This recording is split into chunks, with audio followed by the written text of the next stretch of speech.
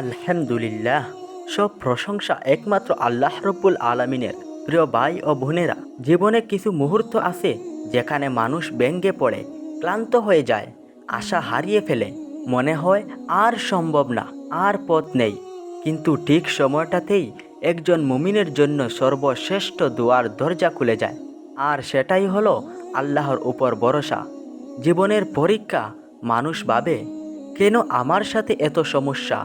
আমি তো নামাজ পড়ি, ভালো থাকার চেষ্টা করি, তারপরও পরীক্ষা আসে কেন? আল্লাহ সূরা আল আনকাবুতে বলেছেন, মানুষ কি মনে করে তারা শুধু বললেই যে আমরা ঈমান এনেছি, তাদেরকে পরীক্ষা ছাড়াই ছেড়ে দেওয়া হবে? এ পৃথিবী পরীক্ষা নেওয়ার জায়গা। এখানে সহজ জীবন নয়, বরং মুমিনের ধৈর্য প্রমাণের প্ল্যাটফর্ম।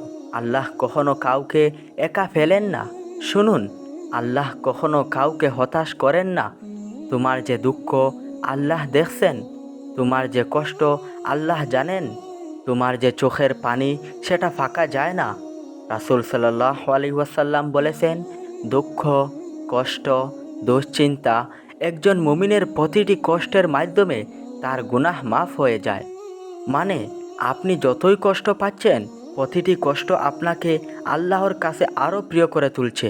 আল্লাহর উপর ভরসা করো ভাই। কখনো কখনো দরজাগুলো বন্ধ হয়ে যায় আল্লাহর হেকমা অনুযায়ী, কারণ তিনি আপনার জন্য আরও সুন্দর কিছু তৈরি করে রেখেছেন।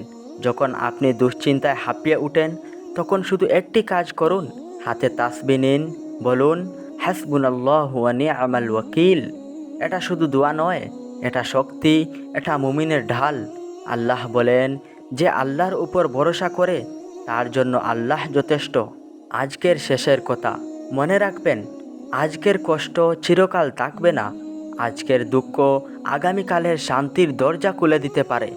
আপনি হতাশ হবেন না। আপনি একা নন, আপনি দুর্বল নন, আপনি একজন মুমিন। আর মুমিনের হৃদয়ের সবচেয়ে বড় শক্তি হলো আল্লাহ। তাই মাথা উঁচু করে বলুন, আমার রব আমার সাথে আছেন, তিনিই আমার যথেষ্ট।